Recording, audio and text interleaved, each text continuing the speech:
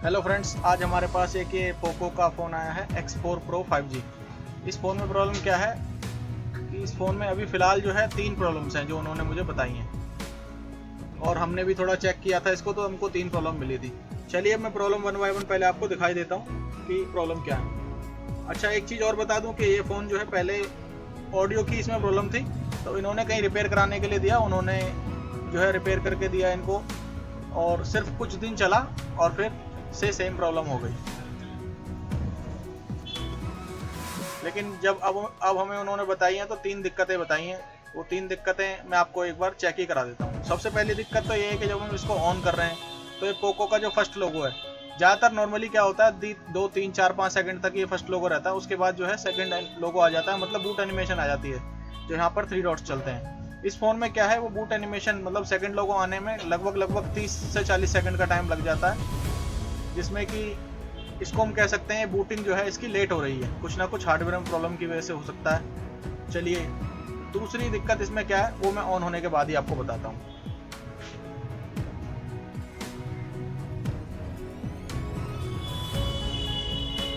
जब भी कभी फ़ोन जो है अगर लेट बूट होता है, जैसे मान लीजिए फर्स्ट लोगों पे काफ़ी देर तक रुका रहता है या लेट बूट होता है, तो हम समझ सकते हैं कि उसके अंदर कुछ ना कुछ हार्डवेयर का इशू रहा हो सकता है।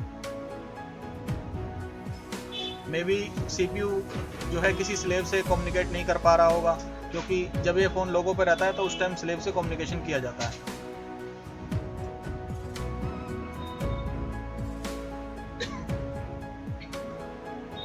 जैसे आप देख सकते हैं अभी लगभग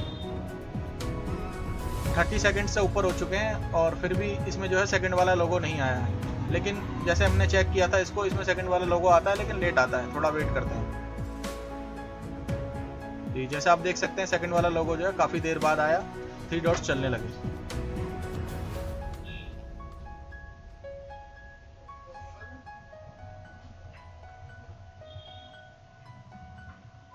चलिए हम इसका लॉक जो है वो ओपन कर लेते हैं। लॉक क्या था इसका, लॉक भी भूल गए हम तो, यही था। जैसे अभी ये फ़ोन ऑन हो चुका है, तो दूसरी प्रॉब्लम क्या है इसमें, दूसरी प्रॉब्लम ये है कि जब हम इसको चार्ज पे लगाते हैं तो ये जो है अभी 50% पे बैटरी शो कर रहा है। इसका जो बैटरी का परसेंटेज है वो 50% है, और जैसे हम इसको चार्ज पे लगाते हैं तो ये सिर्फ 430 मिली एम्पियर अभी ले रहा है। मतलब इसको हम कह सकते हैं कि आधा एम्पियर सिर्फ लेता है, जो कि किसी भी चार्जिंग आईसी का डिफ़ॉल्ट मोड रहता है। अब ये डिफ़ॉल्ट मोड क्या है इसके बारे में चलो फिर कभी बात करेंगे, चार्जिंग सेक्शन की कोई वीडियो बनाएंगे तो। लेकिन अभी प्रॉब्लम क्या है इसमें, जैसे कि नॉर्मली हमारे पास चार्जर रहता है 6 पोर्ट वाला, तो 6 पोर्ट वाले चार्जर में ये इस समय 0.6 जो है वो लेगा। तो ये वाला चार्जर जो है मेरा, जो डीसी आपको स्क्रीन पे दिख रही है यूएसबी मीटर, इसमें जो है एक्यूरेट रीडिंग दिखाता है, तो ये लगभग आधा एम्पियर के आसपास लेता है। ये चार्जिंग आईसी का डिफ़ॉल्ट मोड है। तो एक प्रॉब्लम इसमें यह है कि चार्जिंग आईसी अपना प्रॉपर तरीके से काम नहीं कर रही। दूसरी प्रॉब्लम इसमें क्या है कि इसमें जैसे ही हम कोई कॉल वगैरह लगाते हैं तो लाउड स्पीकर का साइन जो है ऑटोमेटिकली आ जाता है। जैसे अभी हमने सिम वगैरह नहीं डाली है, लेकिन हम 112 पे कॉल करके देख लेते हैं। जैसे हमने कॉल की, लाउड स्पीकर का साइन जो है ऑटोमेटिकली ऑन है। तो इसका मतलब लाउड स्पीकर का साइन ऑन है, तो इसका मतलब ये है कि लाउड स्पीकर जो है ऑटोमेटिकली ऑन हो रहा है, मतलब ऑडियो की प्रॉब्लम इस फ़ोन के अंदर है। और उन्होंने बताया भी था कि इसमें ऑडियो की कोई प्रॉब्लम थी, उन्होंने किसी दुकानदार को दिया था, उन्होंने रिपेयर भी किया था, लेकिन सिर्फ 2-3 दिन चला और उसके बाद फिर से यही प्रॉब्लम हो गई। चलिए अब हम अपने हिसाब से इसको चेक करेंगे कि क्या इसमें प्रॉब्लम हो सकती है। सबसे पहला काम हमारा क्या है कि हमें ये देखना है कि पहले इस पर क्या क्या काम हो रखा है। बोर्ड के इस साइड देखें तो इस साइड तो कोई शील्ड वगैरह रिमूव नहीं है, लेकिन बैक साइड में इसमें कोई शील्ड रिमूव कर रखी है और कुछ काम भी कर रखा है। चलिए उसको हम माइक्रोस्कोप पे देखेंगे, लेकिन उससे पहले हम ये क्या करते हैं, बोर्ड को जो है अलग कर लेते हैं।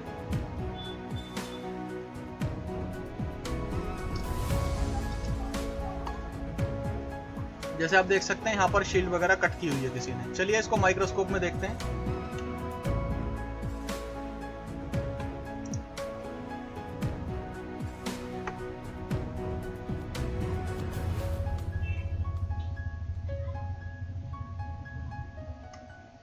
एक जो है इस एरिया की शील्ड कटी हुई है, इस एरिया की शील्ड कट की है, तो मतलब यहाँ पर ये जो WCD IC है जो कि हमारी ऑडियो कोडेक रहती है, इसके आसपास हमको फ्लक्स मिला है, तो यहाँ कुछ काम हुआ है।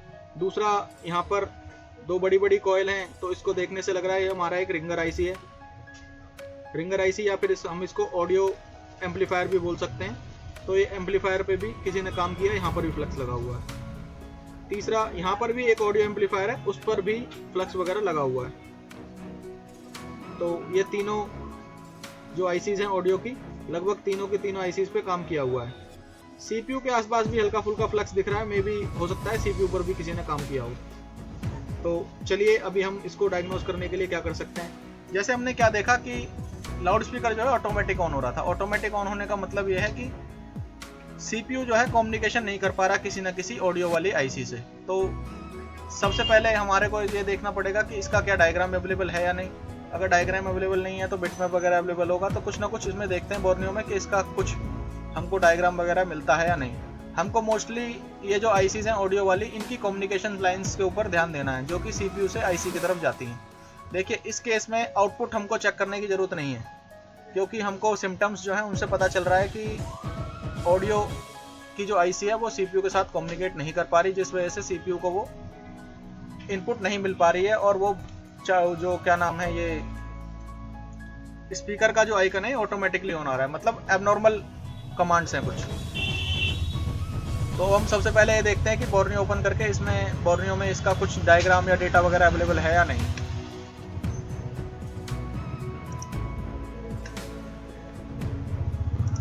बोर्नियो में हम मॉडल ओपन करेंगे पोको, शाओमी में जाएंगे, पोको X4 Pro,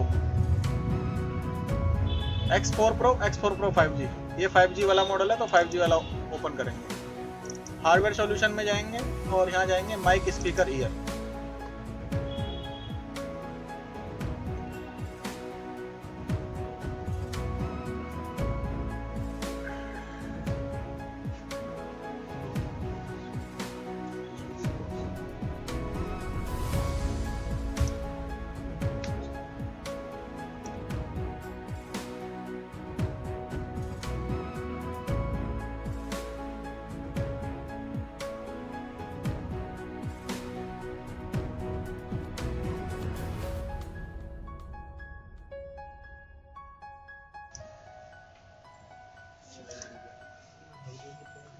ये इसकी लोडिंग वगैरह अभी चल रही है, थोड़ा बोर्नियो स्लो है, कोई नहीं। जैसे आप देख सकते हैं अभी ये ओपन हो चुका है हार्डवेयर सॉल्यूशन। अब हम हार्डवेयर सॉल्यूशन किस लिए ओपन किया है, ताकि हमको एक हिंट मिल सके कि किस किस IC पे हमको काम करना है। जैसे हमने देखा था कि 3 ICs जो जिन पे काम हो रखा है, एक ये वाली IC जो कि ऑडियो एम्पलीफायर है, एक ये हमारी जो ऑडियो कोडेक है, और दूसरी ये जो एम्पलीफायर है ये 3 IC जो हैं, इन तीनों पे काम किसी ने किया हुआ है, प्लस CPU पे भी काम किया हुआ है। तो हो सकता है 1 बाय 1 उन्होंने वो बदल के देखी हो या रिवॉल्व करी हो।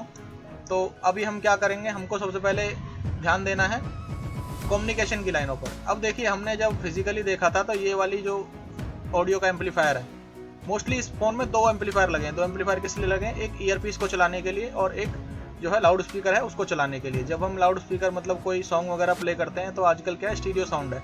स्टीरियो साउंड में क्या होता है कि फ़ोन के दोनों स्पीकर जो हैं वो एट दैट टाइम दोनों स्पीकर काम करते हैं।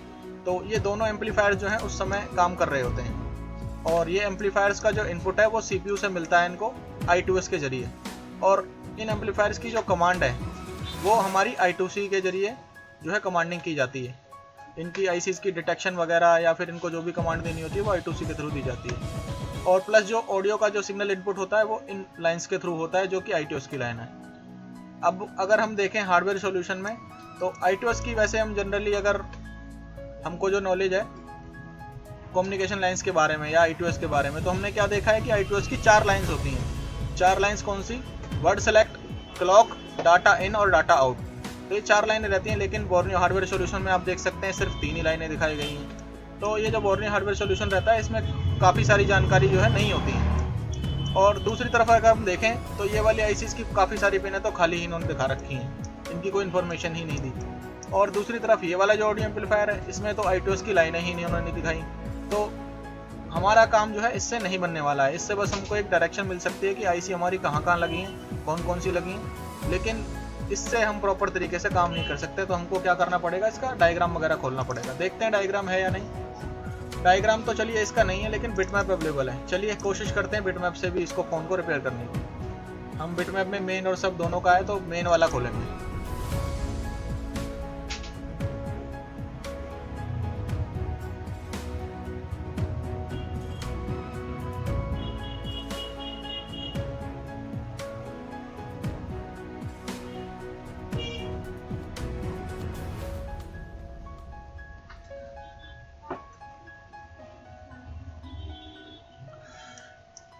ये जैसा आप देख सकते हैं मेन वाला बिटमैप जो है खुल चुका है। मोस्टली अगर हम देखें, ये दोनों जो रिंगर की आईसी थी, मतलब ऑडियो के एम्पलीफायर जो थे, इन दोनों आईसीज के पिन आउट ऑलमोस्ट सेम से ही हैं। सिर्फ एक ही पिन का डिफरेंस होगा, बाकी सब सेम है।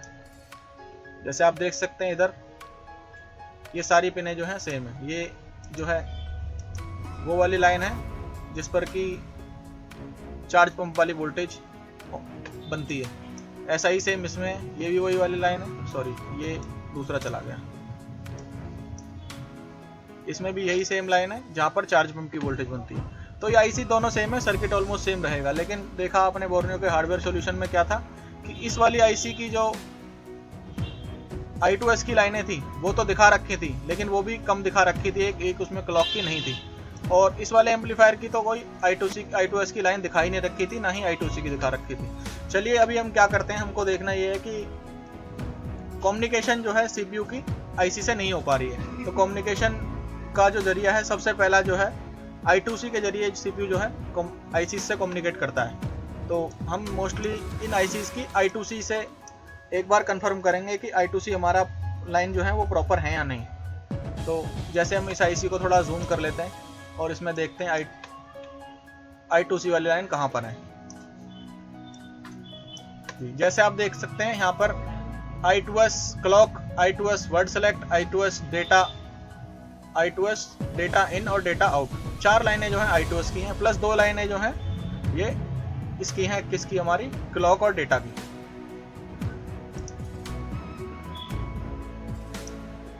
तो अभी इसमें एक इंटरप्ट की लाइन भी है और एक रीसेट की लाइन भी हो सकती है। रीसेट की लाइन, जी ये रही रीसेट की लाइन। रीसेट, इंटरप्ट, I2S की 4 लाइन और 2 I2C की लाइन, लगभग 8 लाइनें एक आईसी में जो है आ रही हैं। ऐसा ही सेम दूसरी आईसी में होने वाला है।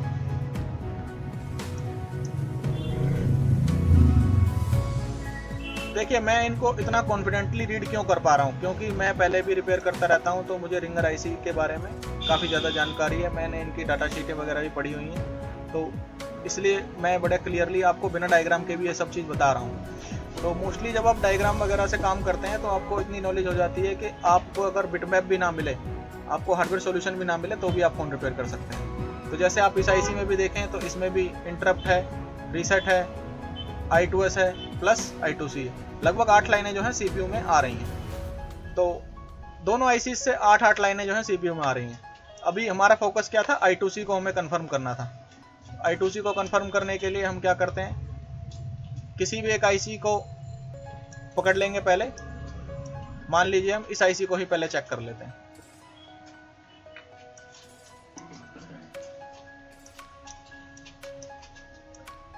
ये वाली, तो इसमें I2C की जो है ये लाइन है, ये क्लॉक की लाइन है I2C की। ये लाइन वाला ऑप्शन मैं ऑन कर लेता हूँ जिससे लाइन ड्रॉ करती दिख जाए।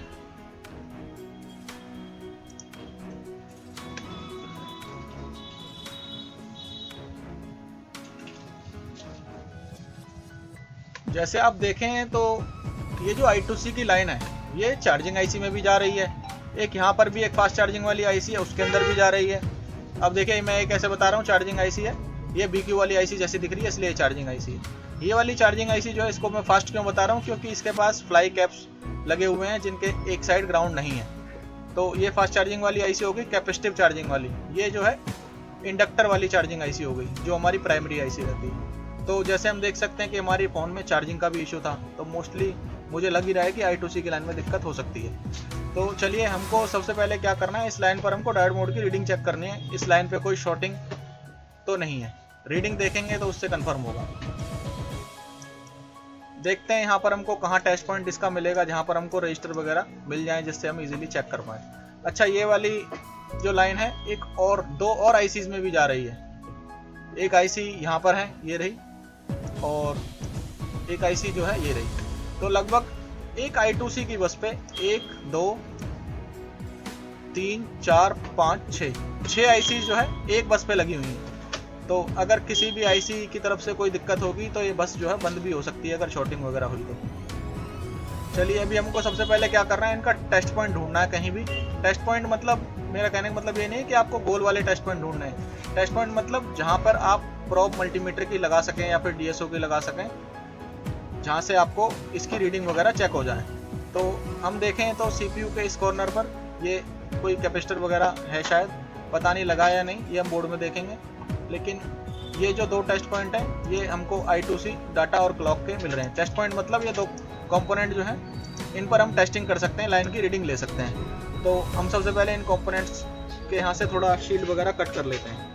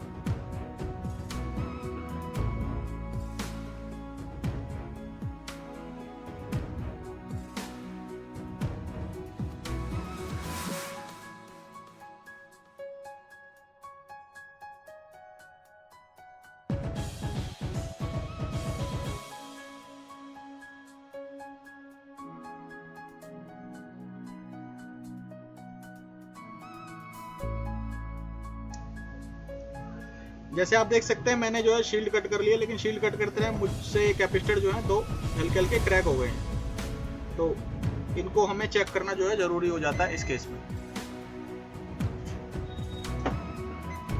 हम डायोड मोड में अगर इनकी रीडिंग देखें तो 674 की रीडिंग जो है ऐसे आ रही है, और थोड़ा प्रॉप पलट के देखें तो ओवल आ रहा है। चलिए कोई बात नहीं, फिलहाल इधर शॉर्टिंग हमको नहीं लग रही है, लेकिन यहाँ जो है प्रॉब्लम हो सकती है। तो इन कैपेसिटर्स को हम ध्यान रखेंगे, अगर बाई चांस हमारी चार्जिंग में कोई प्रॉब्लम आएगी तो इनको हमें ध्यान जरूर देना। चलिए अब बात आती है जो हम काम कर रहे थे, हम उस पर ज़रा ध्यान देते हैं। क्या हम काम कर रहे थे? हम I2C की जो है रीडिंग चेक कर रहे थे। मल्टीमीटर हमारे डायोड मोड में है, रीडिंग चेक करेंगे। रीडिंग क्या मिल सकती है हमको?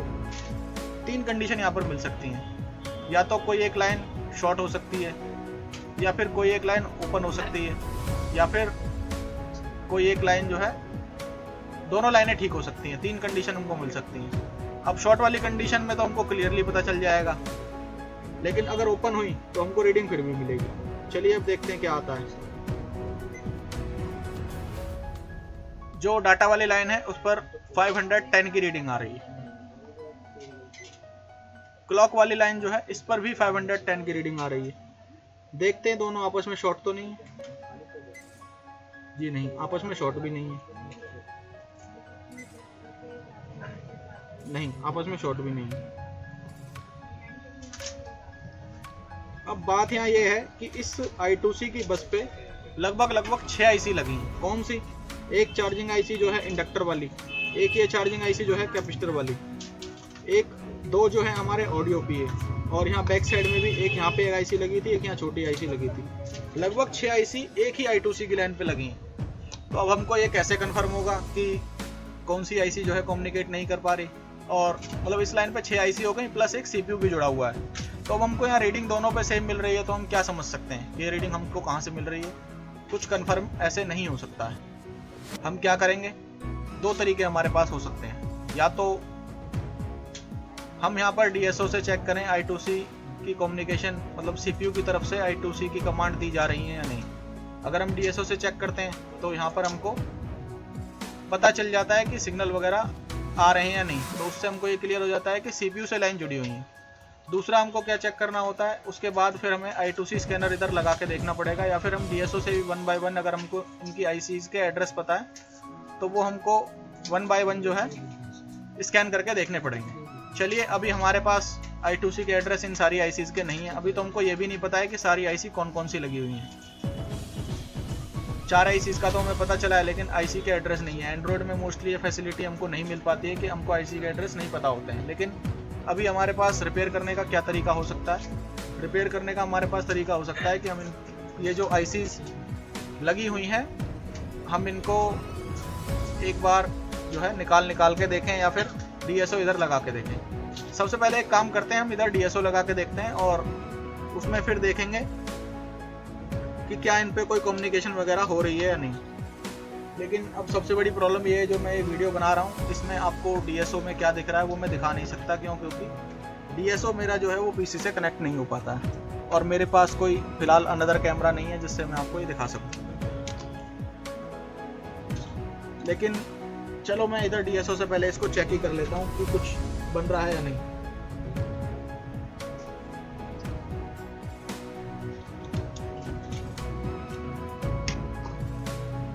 ये हम एक ग्राउंड की वायर इधर शोल्ड कर लेते हैं।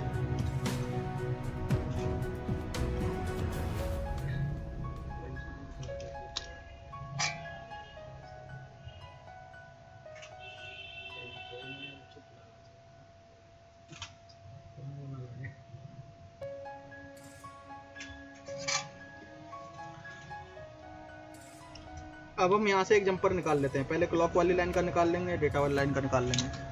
अब I2C का जो सीक्वेंस है उसके अकॉर्डिंग हमको पता है कि पहले डेटा वाली लाइन जो है वो चलती है, तो सबसे पहले डेटा वाली लाइन को ही जंपर निकालेंगे।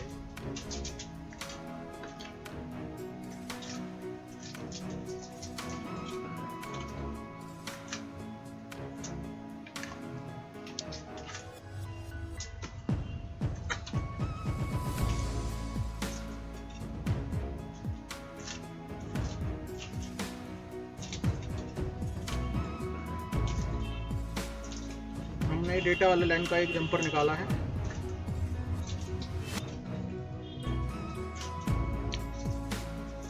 और इसको हम दूसरी साइड से जो है DSO की प्रोब से कनेक्ट कर देंगे और फ़ोन को ऑन करेंगे। यहाँ पर अगर कम्युनिकेशन कुछ हुई तो इससे हमको ये क्लियर होगा कि CPU ने कुछ कमांड भेजने की कोशिश करी है। तो कमांड भेजने की कोशिश CPU तभी कर सकता है जब CPU इस लाइन से जुड़ा हो। तो सबसे पहले मोस्टली हमने क्या देखा है कि तीनों चारों चीज़ें जो है हमारी एक साथ काम नहीं कर रही। मतलब चार्जिंग भी काम नहीं कर रही है, चार्जिंग भी जो है सिर्फ डिफ़ॉल्ट मोड में चल रही है। तो इसलिए हमें डाउट हो रहा है कि CPU हो सकता है ये लाइन जो है CPU से डिस्कनेक्ट हो गई है। तो इस केस में अब हम इधर DSO लगाएंगे।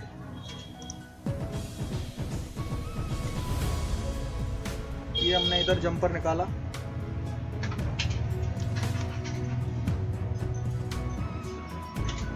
इधर हमने DSO की प्रोब ये अटैच की।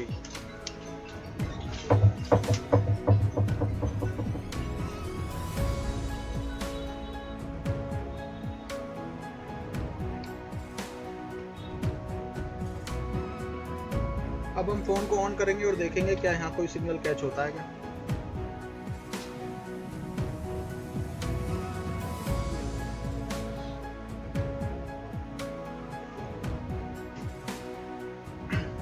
जैसे ही हमने इधर देखा कि डाटा वाली जो लाइन है उस पर जो I2C का पुलअप 1.8 होना चाहिए, वो पुलअप जो है 1.8 नहीं है, वो सिर्फ 500 मिली वोल्ट के आसपास है पुलअप। सबसे पहला काम I2C में क्या है कि लाइनें जो है पुलअप की जाती हैं। जब लाइनें पुलअप ही नहीं होंगी तो कम्युनिकेशन जो है नहीं होगी। तो इधर मैं देख पा रहा हूँ कि I2C की लाइन पे वोल्टेज जो है वो सिर्फ 0.5 ही आ रही है, जबकि I2C की लाइन पे अगर हम वोल्टेज देखें तो 1.8 वोल्टेज होनी चाहिए अगर मोबाइल वाला केस है। तो कहीं ना कहीं हो सकता है इसीलिए जो है कम्युनिकेशन स्टॉप हो गई है। दूसरी हम चेक करते हैं कौन सी, क्लॉक वाली लाइन, क्या उस पर भी वोल्टेज जो है डाउन है। देखिए अगर रही बात वोल्टेज चेक करने की, तो वोल्टेज हम मल्टीमीटर से भी चेक कर सकते हैं, लेकिन जब हम DSO से चेक कर रहे हैं तो हमको दोनों चीज़ें एक साथ चेक हो जाएंगी, कम्युनिकेशन हो रही है या नहीं, वोल्टेज आ रही है या नहीं। मैंने क्लॉक वाली लाइन पे अब जंपर लगाया, फिर से इसको ऑन करके देखते हैं।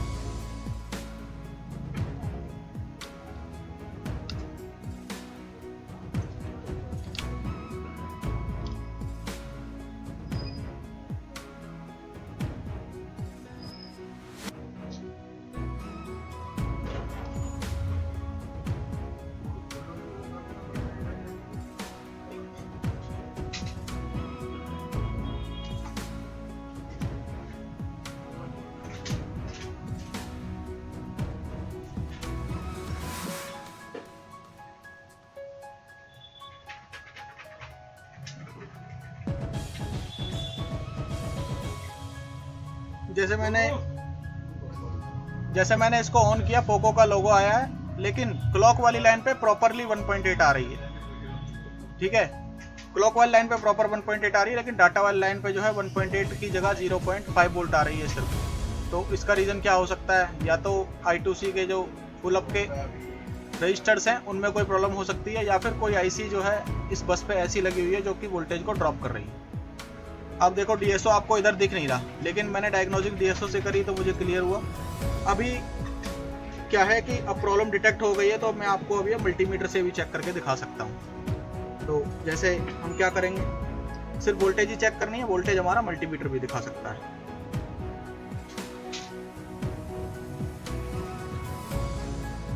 मैं ये जो क्लॉक वाली लाइन है इसको जो है मल्टीमीटर की रेड प्रोब से सोल्ड कर देता हूँ, प्रॉपरली इसके साथ अटैच कर देता हूँ जैसे हम DSO पे अटैच करते हैं।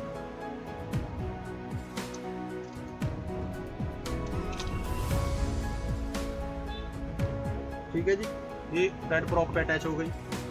दूसरी जो ब्लैक वाली वायर है मैं इसके साथ अटैच कर दूंगा।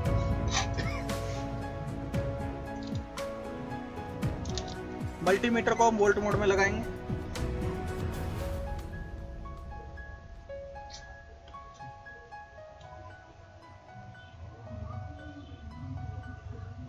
जैसे ही हमने फोन को ऑन किया, आप देख सकते हैं मल्टीमीटर में 1.8 वोल्ट आ गया है, पोको का लोगो भी आ रहा है।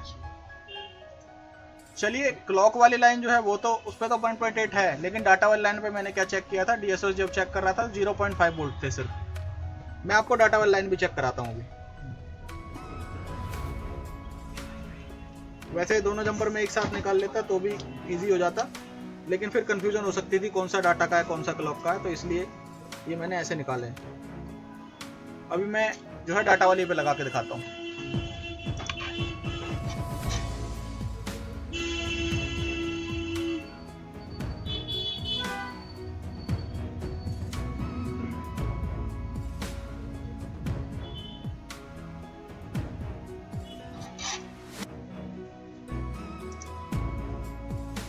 अब की बार मैंने वही जंपर जो है क्लॉक से हटा के डेटा पे लगा लिया।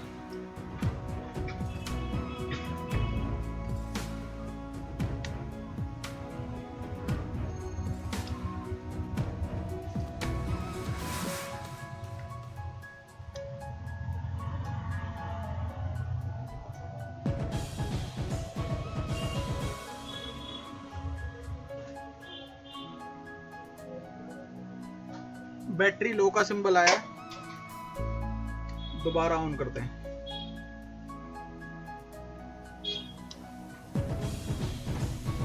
देखिए बैटरी लो का सिंबल भी नहीं आना चाहिए, बैटरी जो है 3.9 चार्ज है, लेकिन फिर भी बैटरी लो का सिंबल आ रहा है, ऐसा नहीं होना चाहिए।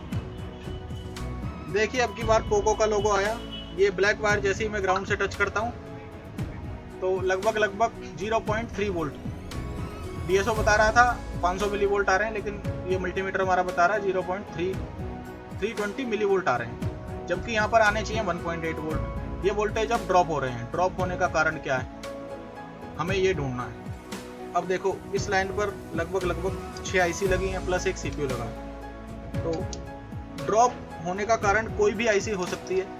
जैसे हम देख सकते हैं कि अभी हमारे फ़ोन पर पहले किसी ने काम किया हुआ, तो हमारा अब काम क्या रहेगा, 1 बाय 1 हम आईसी निकालेंगे और कंफर्म करेंगे कि कौन सी जो है लाइन पर ये वोल्टेज ड्रॉप हो रही है। दूसरा तरीका हमारे पास एक और भी हो सकता है। एक और तरीका क्या हो सकता है कि हम इस पर डीसी से 1.8 वोल्ट इंजेक्ट करें। 1.8 वोल्ट इंजेक्ट करेंगे और वो वोल्टेज जो है ड्रॉप होगी। ठीक है, ड्रॉप होगी तो कोई ना कोई आईसी जो है हीट हो रही होगी। अगर वो ज़्यादा हीट हो रही होगी तो ठीक, अगर वो नहीं हीट होगी तो हमको नहीं मिल पाएगी। तो सबसे पहले हम एक चीज़ ये ट्राई करते हैं, क्या वो आईसी हीट हो रही है। इसके लिए हम क्या करेंगे, डीसी पर 1.8 वोल्ट सेट करते हैं और मैं पहले इधर ये डीसी जो है स्क्रीन पर लगा लेता हूँ।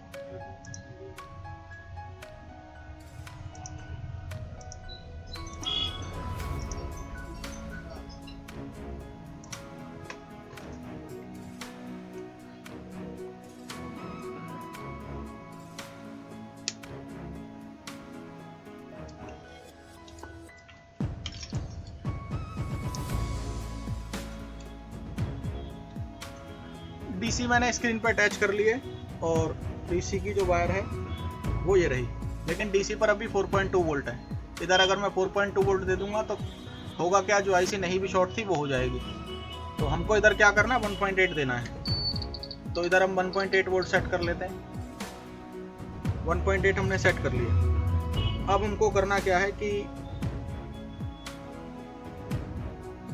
ये जो प्रोब है, सॉरी प्रोब क्या, ये जंपर जो है इसका डाटा वाला, इसको हम रेड वाली प्रोब से अटैच कर लेते हैं। डीसी की रेड वाली प्रोब से। ये डीसी की रेड वाली प्रोब मैंने लगाई।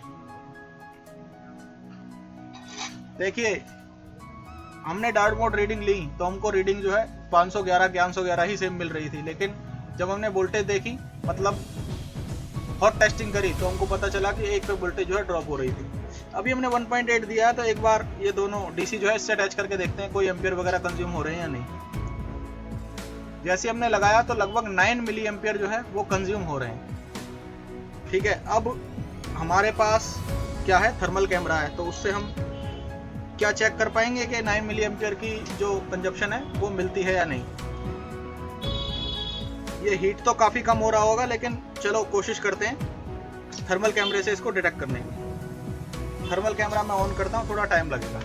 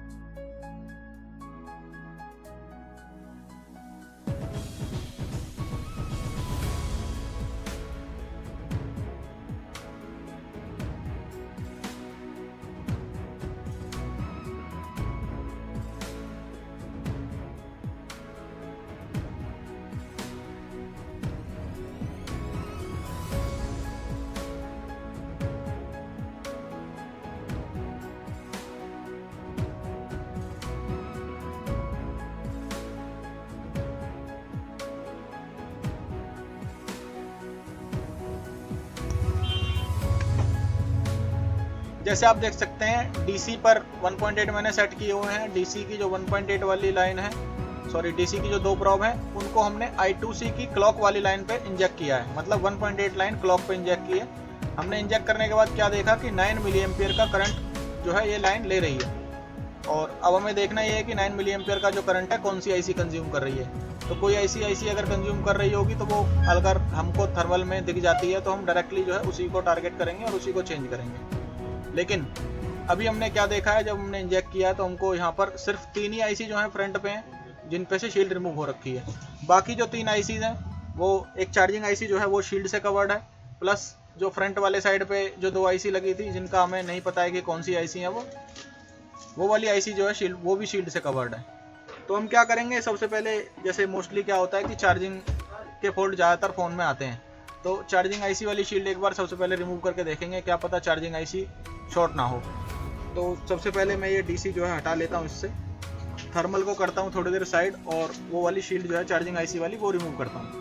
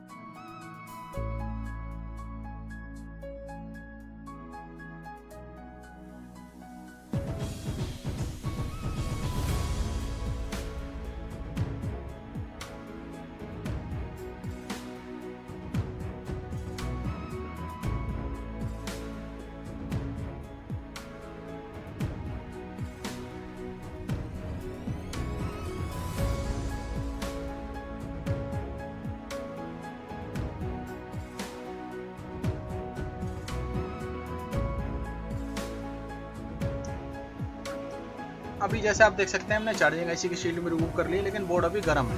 तो अभी हम एक काम और करके देखते हैं कि जो डीसी की ब्लैक वायर है वो तो मैंने इधर लगा दी है, और रेड वायर से दोबारा इधर वोल्टेज इंजेक्ट करके देखते हैं डाटा की लाइन पे कि अभी भी एम्पियर कंज्यूम हो रहे हैं या नहीं। कई बार ऐसा होता है लिक्विड मॉइस्चर की वजह से शॉर्टिंग वगैरह क्रिएट हो जाती है। तो अभी जैसे आपको डीसी इधर दिख नहीं रही, मैं दिखा देता हूँ।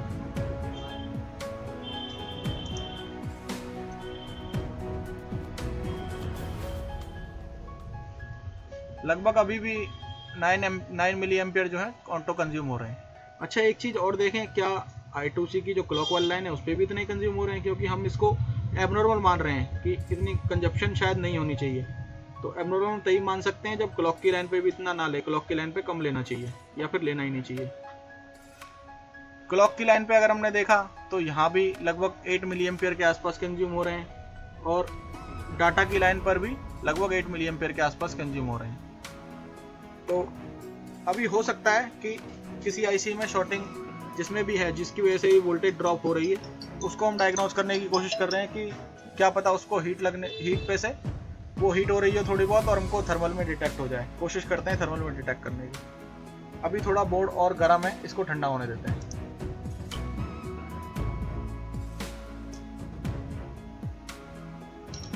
ओए गुलशन से बात कर लें।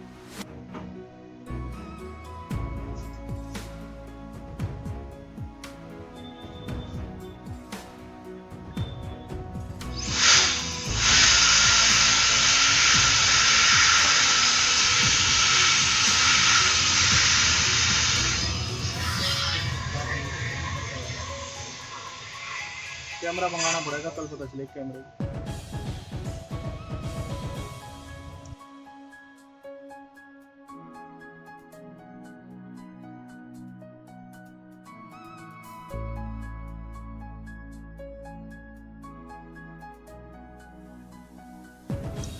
अभी हम क्या करते हैं, जंपर जो है दोबारा से I2C की लाइन पर अटैच कर लेते हैं।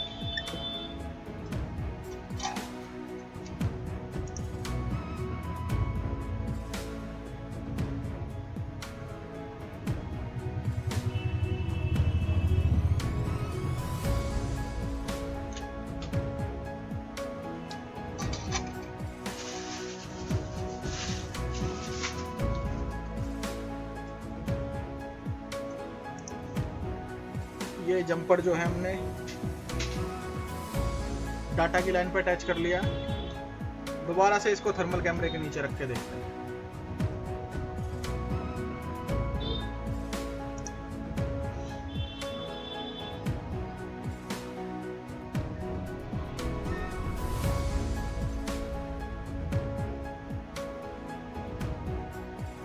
थर्मल कैमरा ऑन किया और क्या देखा कि यहाँ पर कोई भी आईसी जो है गर्म नहीं हो रही।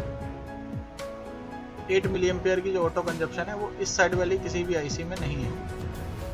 देखिए, इसमें दो बातें हो सकती हैं। हो सकता है ये थर्मल जो है डिटेक्ट ना कर पा रहा हो, कोई हीट भी हो रही हो, क्योंकि ये 8 मिली एम्पियर की जो रीडिंग है वो भी 1.8 की लाइन पे ये काफ़ी कम हो जाती है।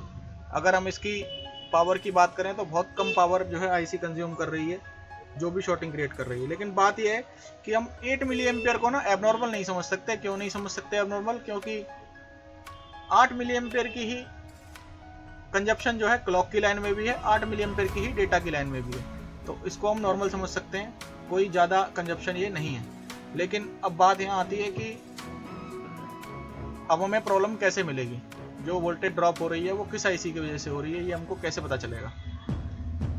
अब इसको चेक करने के लिए हमारे पास सिर्फ एक ही ऑप्शन है कि हमने जिन आईसी पे देखा है कि उन आईसी पे काम हो रखा है तो हम उन आईसी को 1 बाय 1 बदल के देखेंगे।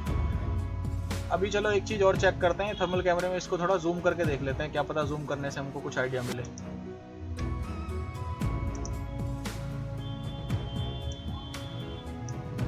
ये हमने चार्जिंग आईसी वाला एरिया अगर जूम किया तो यहाँ पर भी कोई ज़्यादा हीटिंग वगैरह नहीं हो रही।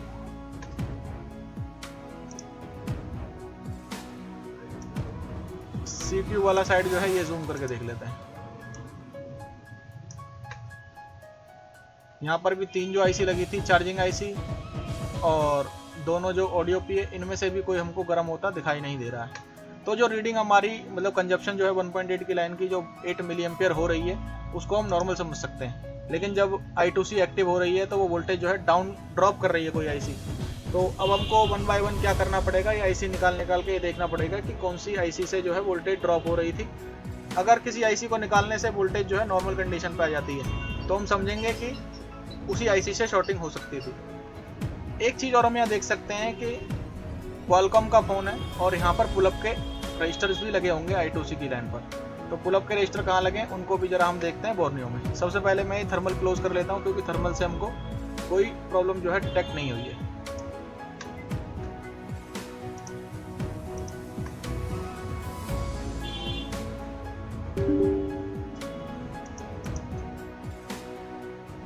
थर्मल को हम करते हैं साइड।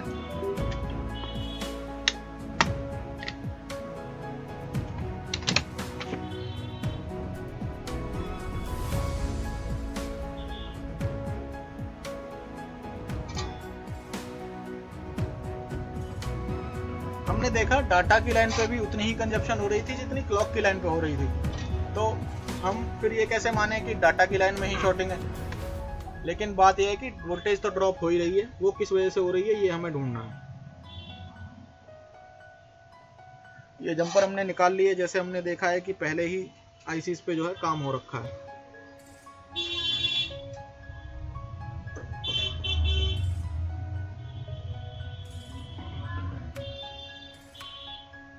इस IC का जो A1 डॉट है वो इधर साइड है।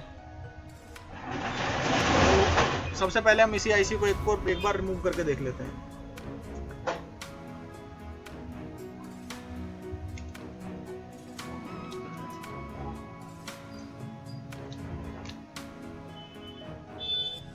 या हम पहले देख रहे थे कि I2C का रजिस्टर कहाँ लगे थे, वो I2C का रजिस्टर देख लेते हैं पहले।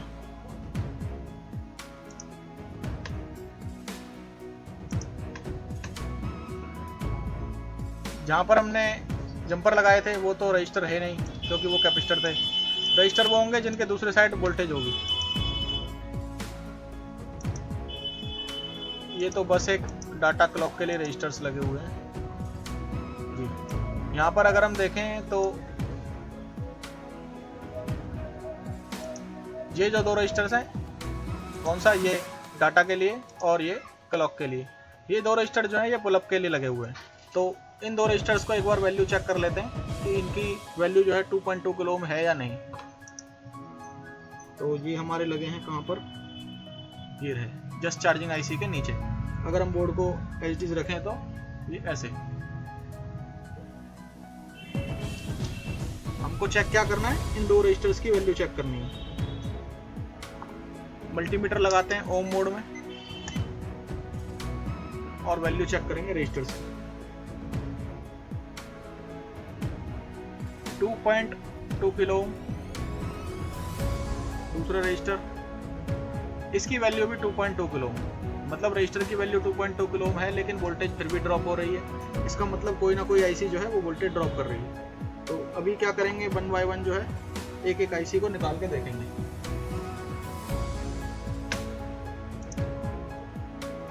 सबसे पहले जिन ICs पे काम कर रखा है पहले उसी को निकाल के देखते हैं।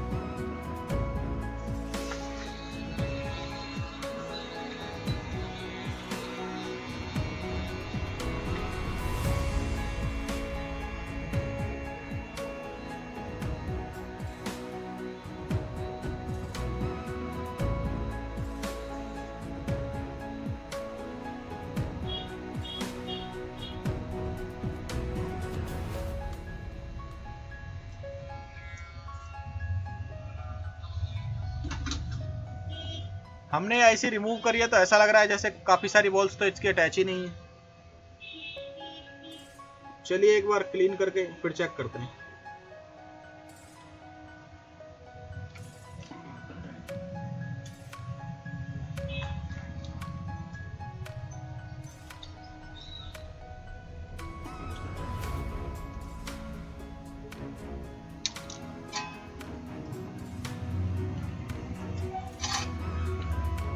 ये इतनी छोटी जगह है कि यहाँ पर हमारी विक और सोल्डरिंग आयरन जो है प्रॉपरली तरीके से चल नहीं पाएगा। तो हम इसको क्लीन करने का क्या तरीका हो सकता है, विक का हम छोटा सा टुकड़ा काट लेते हैं और उस पर से फिर ऊपर से हीट करके इसको क्लीन करेंगे।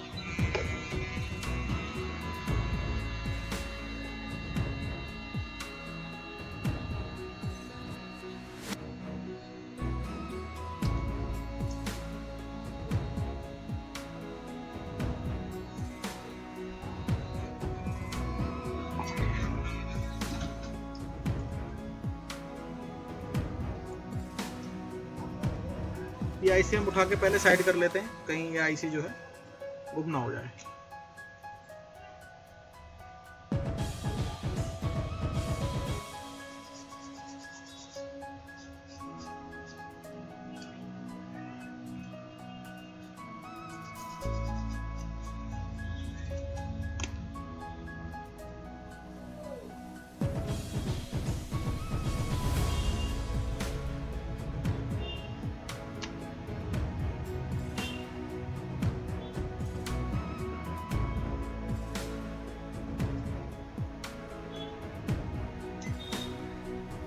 चलिए, जैसे अभी हमने ये बोर्ड जो है क्लीन कर लिया है, तो यहाँ पर ये दो लाइनें जो हैं I2C की डाटा और क्लॉक की, इन पर एक बार रीडिंग चेक करते हैं।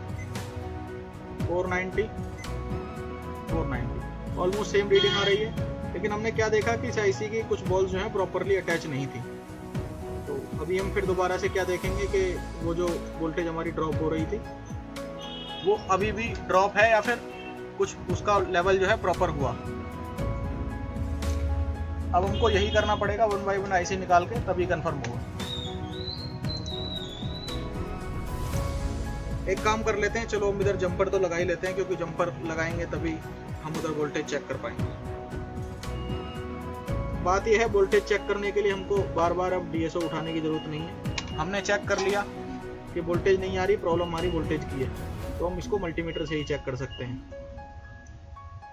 मैं वैसे डीएसओ से ही चेक करता, लेकिन मैं ये वीडियो बना रहा हूँ और डीएसओ मैं आपको इधर दिखा नहीं सकता, तो इसलिए मल्टीमीटर से दिखा देता हूँ। कोई बात नहीं, वोल्टेज जो चेक करनी है वो मल्टीमीटर से भी चेक हो सकती है, लेकिन जब हमें कम्युनिकेशन चेक करनी होगी उस टाइम हमारा मल्टीमीटर जो है वो कम्युनिकेशन नहीं बताएगा। कम्युनिकेशन चेक करने के लिए हमको डीएसओ की ही जरूरत पड़ेगी।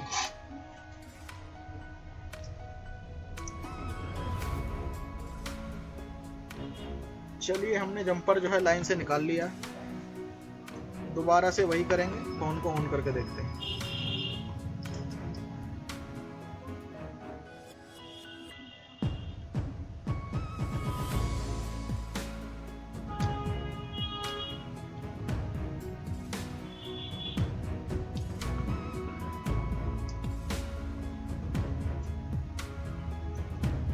रेड वायर मल्टीमीटर की उसको जो है I2C पे कनेक्ट कर लेते हैं, जिस लाइन से हमने जंपर निकाला। डाटा वाली लाइन पे पहले कम वोल्टेज आ रही थी, ऑन करने पे सिर्फ 320 मिली वोल्ट आ रही थी। ब्लैक वायर को हम ग्राउंड से टच करेंगे। ग्राउंड से टच जब करेंगे जब सेट में लोगो वगैरह आएगा। ऑन करते हैं, पोको का लोगो आया। अब इस वायर को जो है ग्राउंड से टच करते हैं। ये मल्टीमीटर जो है डायोड मोड में था, वोल्टेज मोड में करते हैं इसको। अब की बार हमने क्या देखा कि प्रॉपरली जो है 1.8 आ रहे हैं। ये कौन सी लाइन है? डेटा वाली लाइन है। और अब की बार आपने एक चीज और नोट करी होगी कि सेकंड वाला लोगो जो है काफी जल्दी आ गया। तो प्रॉब्लम जो है हो सकता है उस आईसी से हो, क्योंकि ये लोगो आने के बाद जो है हमारी प्रॉब्लम सॉल्व होती हमको दिख रही है। चलिए, एक काम और करते हैं हम।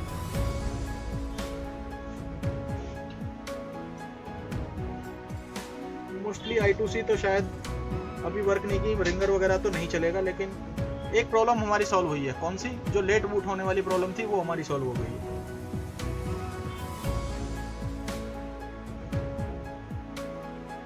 कॉलिंग करके देखते हैं क्या अभी भी रिंगर का साइन एज इट इज आता है।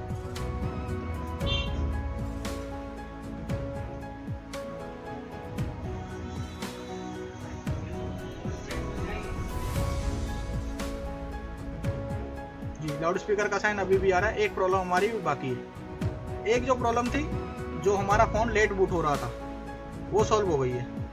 हो सकता है वो I2C की जो वोल्टेज जो है डाउन हो जा रही थी तो CPU काफ़ी सारी आईसी से कम्युनिकेट नहीं कर पा रहा था, इसीलिए लोगो जो है देर तक रहता था। अब की बार फिर दोबारा से देखते हैं पोको का लोगो कितनी देर रहता है। ये ज़्यादा से ज़्यादा 10 सेकंड रहना चाहिए, उसके बाद सेकंड लोगो आ जाना चाहिए।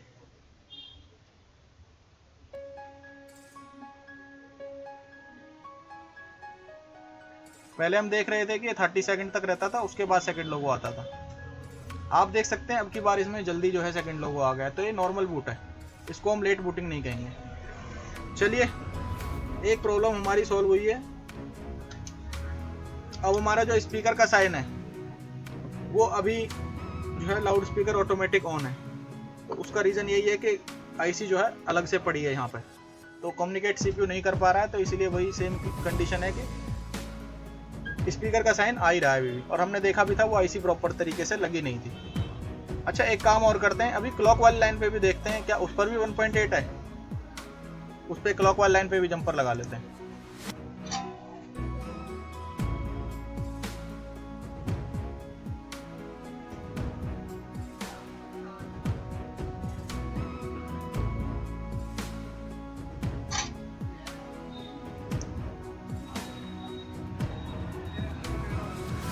ये मैंने क्लॉक वाली लाइन पे जंपर लगाया।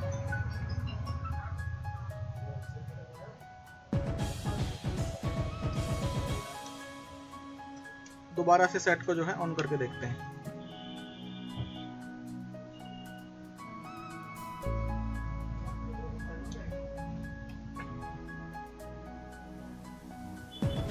पोको का लोगो आया।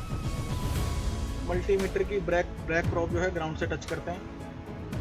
इस वाली लाइन पर भी अब की 1.8 है, और जो दूसरी वाली लाइन थी पहले उस पर जो है 1.8 थी ही, लेकिन जब हमारे पास फ़ोन आया था हमने चेक किया था उस टाइम सिर्फ 320 मिलीवोल्ट थे।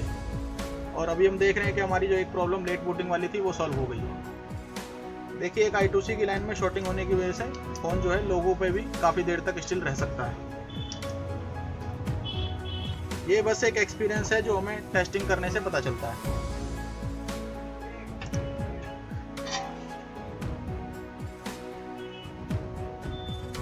चलिए,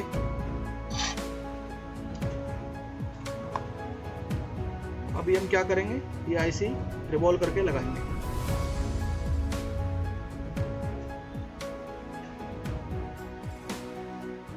एक चीज और, इस आईसी के नीचे तो काफी सारी बॉल्स है ही नहीं, या फिर आईसी का स्ट्रक्चर ही ऐसा है। दूसरी आईसी जो है उसको देखें एक बार, AA V1 इसका नंबर है। इसको देखें तो इसका नंबर भी AA V1 है। एक बार हार्डवेयर सॉल्यूशन में और कंफर्म करते हैं क्या यही आईसी इस फोन की है।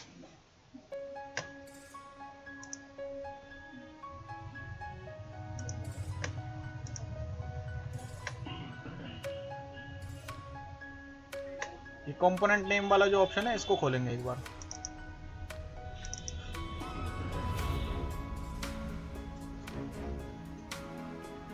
मदरबोर्ड पर जो पैड्स हैं वो काफ़ी ज़्यादा हैं और आईसी में उससे काफ़ी कम बॉल्स हैं।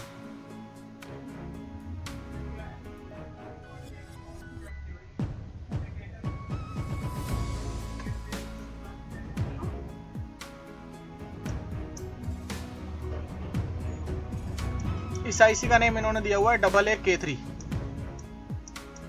इधर भी जो है AA-K3, ये दोनों आईसी जो है सेम मॉडल इन्होंने दिया हुआ है। AA-K1 K3 शायद सेम ही होती होंगी, मुझे नहीं पता है। चलिए, ये भी एक एक्सपीरियंस रहा हमारा कि आईसी का जो नेम है बोर्नियो में हो सकता है गलत दिया हो, गलत नहीं मतलब कुछ थोड़ा बहुत डिफरेंट दिया हो। चलिए, अभी हम क्या करते हैं, वो वाली आईसी जो है प्रॉपरली रिवॉल्व करके इस फोन में लगाते हैं।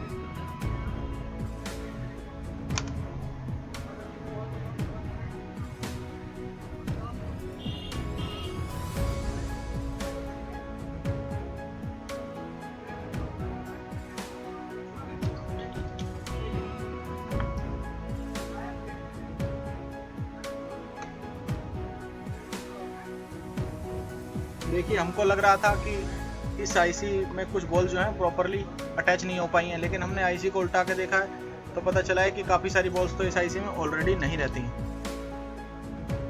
चलिए फिलहाल इसको रिवॉल्व करके लगा के देखेंगे। अगर फिर से इस आईसी से जो है वोल्टेज ड्रॉप होगी तो हम क्या करेंगे, आईसी दूसरी अरेंज करेंगे और दूसरी आईसी इंस्टॉल करेंगे।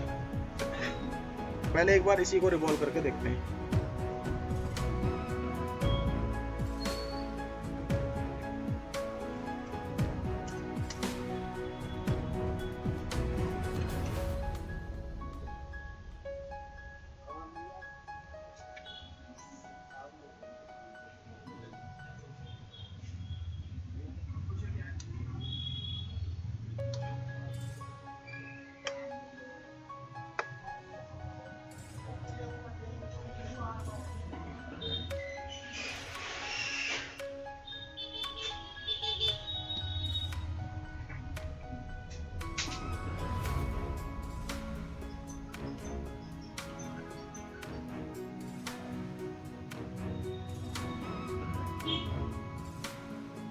अगर पीपीडी चाहिए तो यहाँ से देखिए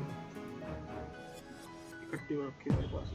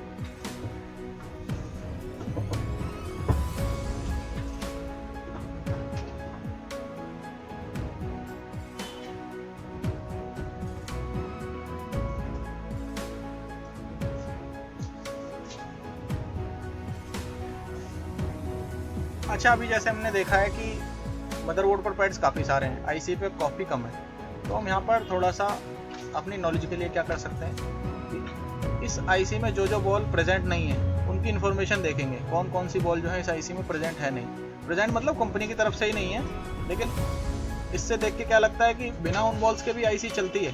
तो हम देखेंगे कौन कौन सी बॉल्स ऐसी हैं जिनके बिना भी आईसी चल सकती है। तो हमको क्या करना है, हम इस आईसी को जैसे मान लीजिए ऐसे लगाते हैं, तो हम इसको पलट के रख लेते हैं इधर, पलट के हमने इसको ऐसे रख लिया। तो अब हम 1 बाय 1 चेक करेंगे कौन कौन सी आईसी जो है, कौन कौन सी बॉल जो है वो काम की नहीं है। डायग्राम हम ओपन कर लेते हैं। डायग्राम क्या, इसका तो बिटमैप ही है सिर्फ।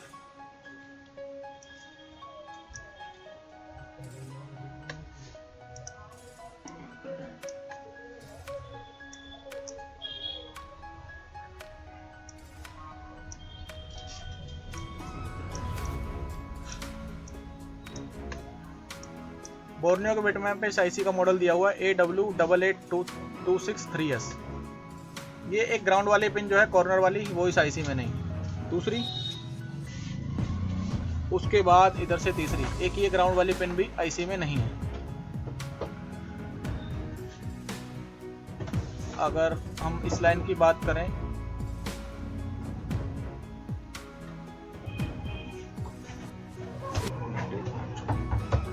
थोड़ा हमें इसको ऐसे रखना पड़ेगा।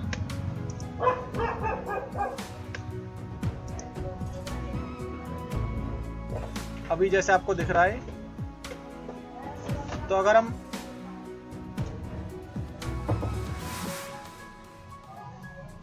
इस वाली पिन की बात करें तो ये वाली पिन जो है आईसी के अंदर नहीं है, और हम बिटमैप पे देखें तो ये वाली पिन जो है ग्राउंड है।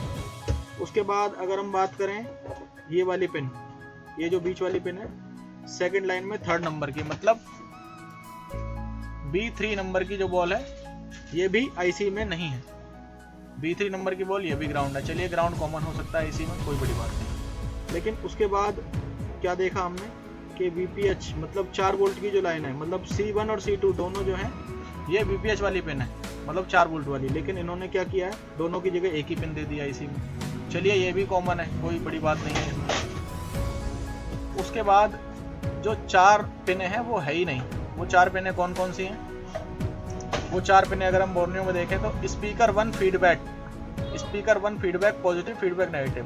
तो इस आईसी में जो है फीडबैक की पिनें भी नहीं दी हैं, मतलब ये आईसी बिना फीडबैक के भी काम कर जाती है।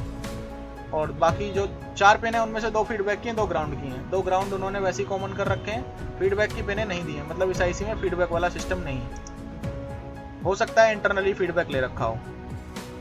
उसके बाद नेक्स्ट जो रो है कौन सी, D वाली, D1 से लेके D6 तक, उसमें भी D1 और D2 ये उन्होंने गायब कर दिए। ये भी ग्राउंड है, ये भी कॉमन जो है आईसी में दे रखी होंगी। और उसके बाद सबसे लास्ट वाली लाइन जो कि F वाली लाइन है, F5 वाली जो पिन है, F5 नहीं F6 वाली जो पिन है, सॉरी हाँ F5 वाली जो पिन है वो भी इसके अंदर नहीं दी है। तो ये जो है हमारी F5 वाली पिन, इसको देखते हैं ये कौन सी पिन है।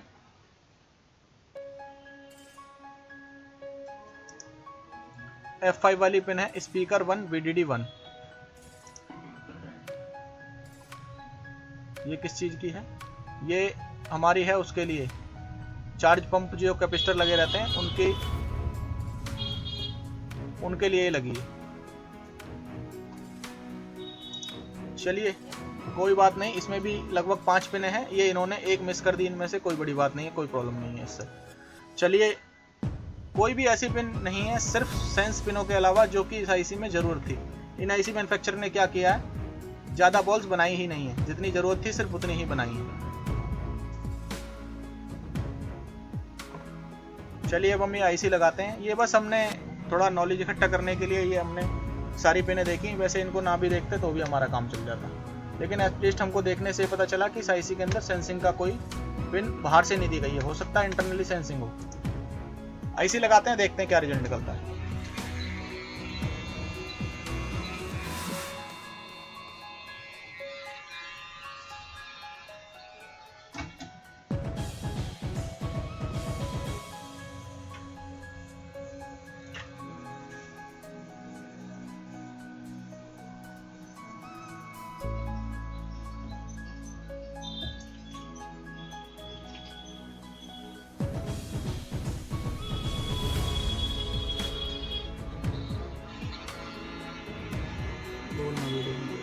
बाद में बात करते हैं।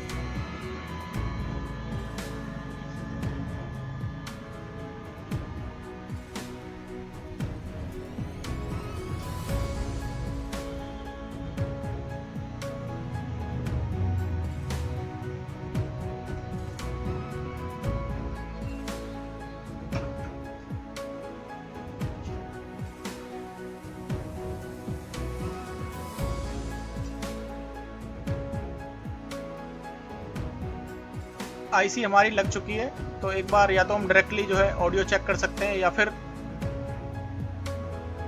दोबारा से क्या करेंगे, वही जो हमने 1.8 देखा था जो कि ड्रॉप हो रहा था डाटा वाली लाइन पे, उसको हम चेक कर सकते हैं। चलिए एक काम करते हैं, जो ड्रॉप होने वाली सप्लाई थी पहले उसी को चेक कर लेते हैं, एक जंपर लगा के। चल रहा है या नहीं ये बाद में चेक करेंगे।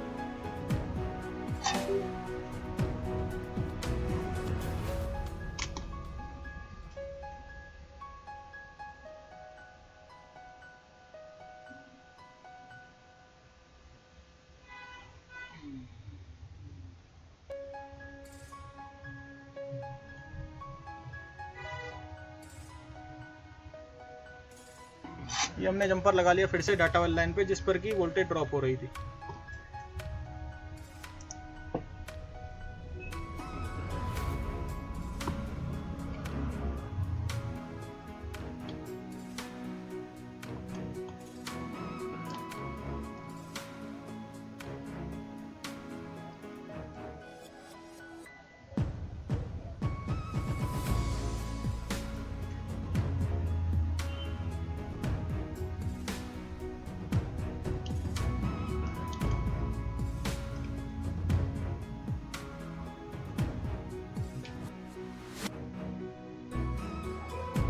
पोको का लोगो आया, ब्लैक वायर मैंने ग्राउंड पे अटैच की। देखें अब की बार 1.8 वोल्ट प्रॉपर आ रहा है। अब की बार वोल्टेज जो है ड्रॉप नहीं हुई। मे भी हो सकता है आईसी प्रॉपर तरीके से लगी ना हो या फिर कोई और पिन उस पिन में अटैच हो गई हो। देखते हैं कि अभी भी लेट बूट होता है या फिर नॉर्मल बूट हो जाता है। अभी देखा जैसे कि जल्दी ये सेकंड वाला लोगो आया, बूट एनिमेशन भी जल्दी आई। हो सकता है हमारी प्रॉब्लम सॉल्व हो गई है, लेकिन चेक करते हैं तभी पता चलेगा।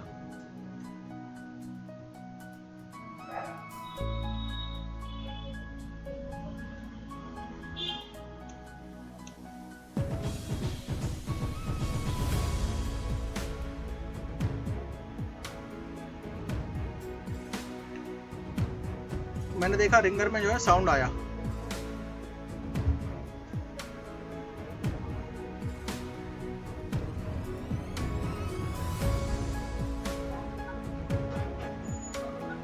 जैसे आप देख सकते हैं डायल टोन पे साउंड आने लगा है, पहले नहीं आ रहा था। 112 पे कॉल करके देखते हैं। पहले यहाँ पर लाउड स्पीकर ऑटोमेटिक ऑन था, अभी देखते हैं क्या होता है। अब क्या आप देख सकते हैं लाउड स्पीकर का जो साइन है वो ऑटोमेटिकली ऑन नहीं है।